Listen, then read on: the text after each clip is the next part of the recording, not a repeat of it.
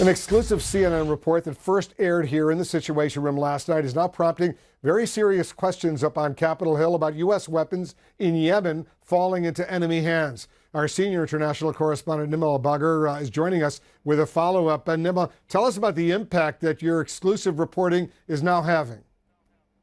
A member of the Senate Foreign Relations Committee, Wolf, Senator Chris Murphy, has now called for the U.S. to withdraw from its support for the Saudi-led coalition in the war in Yemen. And U.S. Central Command General Joseph Votel had this to say to lawmakers today.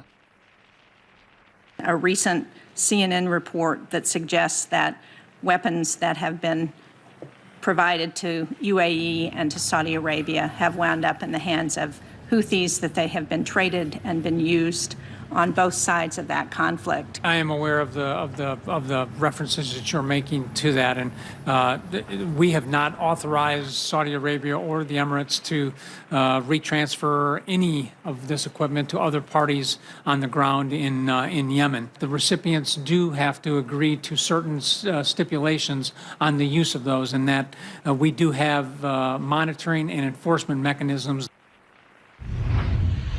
But he did go on to extrapolate that perhaps this was a situation, as had been experienced in the past, where perhaps enemy combatants had got hold of this U.S. technology as spoils of war. But, of course, that's not what we witnessed on the ground, Wolf. What we saw was U.S. military hardware that had been transferred from U.S. allies, from the United Arab Emirates and Saudi Arabia, to proxy militias that operated alongside the coalition on the ground, which by the general's own profession is in violation of the arms sales agreement, Wolf. And you reported, Nima, that some of this equipment, this U.S. equipment, which was transferred to the Saudis, the Emiratis, eventually wound up not only in the hand of the Houthis, but also the Iranians.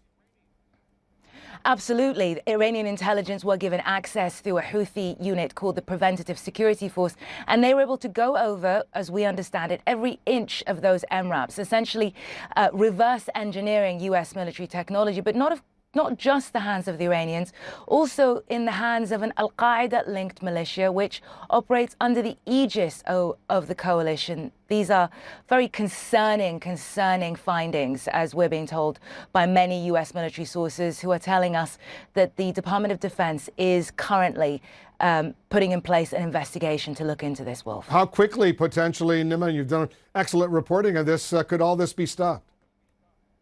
Well, there is a ticking clock here, Wolf, because by a bill that was passed through Congress, Secretary of State Mike Pompeo is due to certify to Congress regarding the conduct of the UAE and Saudi-led coalition in the war in Yemen, not just with regards to protection of the rights of civilians, but also specifically whether they are adhering to those arms sales agreements with the U.S. That is due by February the 9th. And our understanding from congressional staffers is that they are now ramping up the pressure on Mike Pompeo in the light of our findings, Wolf. I know you're going to stay on top of this amazing reporting.